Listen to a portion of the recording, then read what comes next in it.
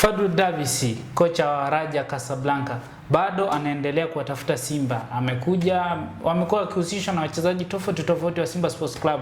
Mara hii amehamia kwa Elie Mpanzu ambaye ameonekana kutokubali kubaki. Yanayoendelea ni mengi. Mimi ni Yusufu Mpuma, niko na Leopard John na hii ni The Golden Boot. Tutaangazia kwa undani zaidi ni kipi kinaendelea ndani ya Simba. Elie Mpanzu, Kibisawala Volcano. Mbona haieleweki? Mara watu wanasema sijui Eura ndo chanzo, mara Libase Gwe. Hebu utupe ukweli. Nini kinaendelea kwa Elie Mpanzu? Of course, kila mchezaji mkubwa ulimwenguni afurahishwi na yeye kuwa benchi.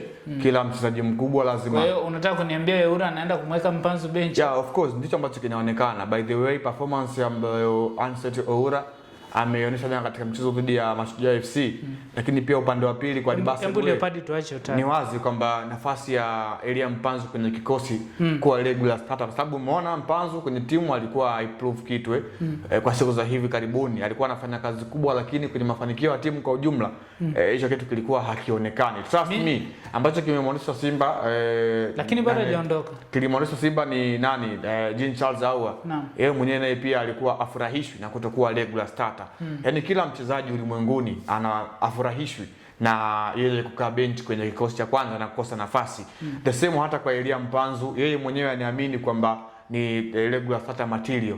Why aweze kukaa bench? Anafahamu kwamba Simba ana huo uwezo wa kuwa regular starter, and then klabu imeshindwa kumwamini na kumletea challenge. Na yeye mwenyewe ameshaona kwamba asilimia kubwa ya sajili ambazo zimeingia kwenye kikosi cha Simba ilikuwa ni mipango ya mwalimu. Kwa hiyo mwenyewe ameshaona kwamba hayupo katika mipango ya mwalimu Steven Becker kwa sehemu moja ama nyingine. Anayehusishwa ni mwalimu wa Simba wa zamani, kwa maana Fadlu Davids ambaye kwa sasa hivi ni kocha mkuu wa Raja Athletic Club ya kule nchini Morocco, ambaye kimsingi yeye ndio suggest usajili wa Elie Mpanzu kujiunga na Simba dirisha dogo msimu uliopita. Tuangalie sasa kwa upande wa yengo ya kimkataba. Elie Mpanzu bado ana mkataba mpaka mwisho wa msimu dhidi ya Simba.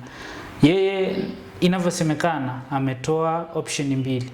Either wamuuze sasa hivi au amwache amalize msimu. Akimaliza aondoke bila kusaini mkataba tena Simba. Unadhani Simba wanapaswa kufanya nini hapo? Katika yengo ya kibiashara ni vyema timu ambayo inamhitaji Elie Mpanzu na wamehusishwa pia ndugu zao Young Africans, kwa maana wanataka saini ya Elie Mpanzu kibisawala, lakini ambao wako very seriously ni Raja Casablanca ya nchini Morocco chini ya mwalimu Fadlu Davids, ambao kimsingi kama wakimhitaji Elie Mpanzu ambaye ana mkataba lazima wauvunje huo mkataba. Kwa hiyo naona Simba watanufaika kwenye hilo na kupata kiasi cha fedha. Katika yengo ya kibiashara Simba anaweza akanufaika, lakini trust me, kama akiondoka Elie Mpanzu ambaye huyu anaweza akawa anahesabika hata kama sio regular starter lakini ni backup material, unaona improvement yake kwenye timu. Je, akishaondoka Elie Mpanzu, nani ambaye atakuja kuwa replacement yake katika hiyo eneo? Unaangalia ukimtoa Libase Gwe ambao ameingia kipindi hiki, the same kwa Anseti Oura ambaye ameingia kipindi hiki. Kwa upande wa Simba mawinga ambao wanabakia anaweza akawa ni Kibu Denis Prosper na bwana mdogo cha Sambi peke yao. Kwa hiyo sio kitu kizuri kwa timu kubwa kama Simba ambayo ina compete katika mashindano mbalimbali. Bajabeli yupo. Mohamed Bajabeli though yeye mwalimu amekuwa anapenda kumtumia katika upande wa kati zaidi, lakini unaona itakuwa inamhitaji mwalimu aweze kufanya tunasema rotation, kwa maana amtumie labda mtu kama Chama kutokea pembeni au mtumie mtu kama vile Morris Abraham kutokea pembeni, wakati kimfumo ilibidi wawe katika eneo lao mama, kwa maana midfielder. Of course Ino Loemba naye pia ni katika hilo eneo la kuattack, kwa maana kiungo mshambuliaji, lakini bado inakuhitaji kocha awe na machaguo matatu au manne ambayo yote on levels on performance yanaweza kuwa sawa. Trust me, klabu kubwa always zimekuwa zinaishi hivyo. Nitakupa mfano katika klabu ya Masandawana katika upande wao wa ushambuliaji kwa majirani zao ya kwenye timu kubwa ambayo ina mafanikio makubwa barani Afrika. Unapozungumzia Masandawana ni mshindi wa kombe la African Football League mwaka 2022. Kwa hiyo Young Africans bado hajamfikia huko. Unakuja kuangalia kwenye kikosi chao wana mtu kama vile Tashrik Matthew, wana mtu kama vile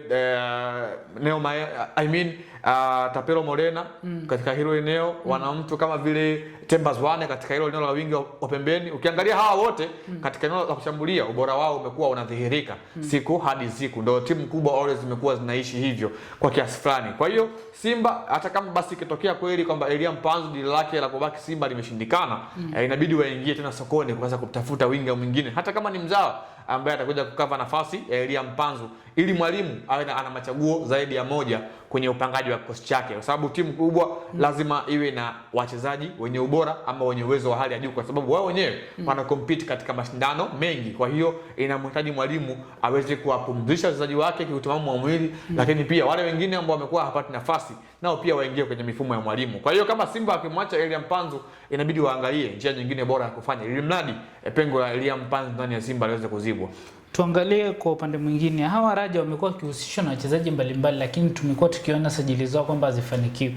Walienda Yanga akabisha hodi, akaulizia huduma ya Balakonte. Nadhani Fadlu anahitaji nini katika ardhi ya Tanzania?